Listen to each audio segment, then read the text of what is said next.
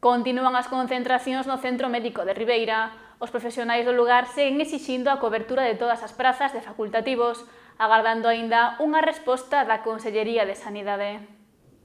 Nova xornada de concentración ás portas do Centro de Saúde de Ribeira exixindo a cobertura das prazas médicas. Un nutrido grupo de veciños lanzou diferentes proclamas protestando ante a situación na que se atopa este servizo.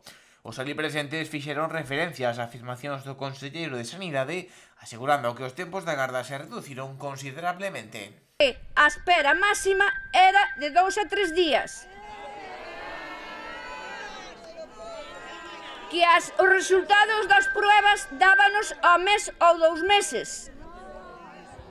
As consultas cos facultativos, cos especialistas, que non tardaban o que nós dicíamos.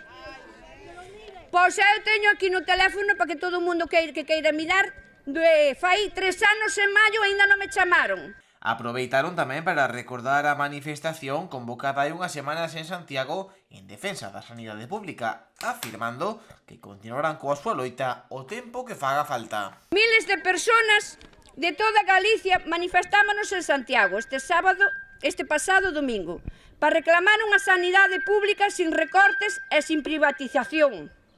Amosamos en Santiago o noso malestar e rexeitamento da situación da sanidade pública. Nos están desfacendo a atención primaria con listas de espera de 15 días para o médico de familia, pola falta de personal e pola mala xestión.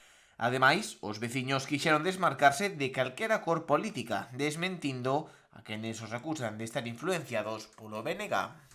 Na máis que nombraban o Bloque. Nós non somos políticos, nós somos cidadáns afectados pola sanidade. Que ninguén se equivoque. E dicían que o Bloque que nos teñen a cabeza comida. Nós non nos ten a cabeza comida ninguén. Nós o que nos preocupa é que cheguemos ao médico e que non teñamos que nos atenda. Somos autosuficientes e somos maiores. Penso que temos o suficiente sentido para saber o que está pasando.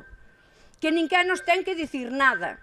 É que se nos manifestábamos que a sanidade este ano que tiñan 80 millóns máis para a sanidade.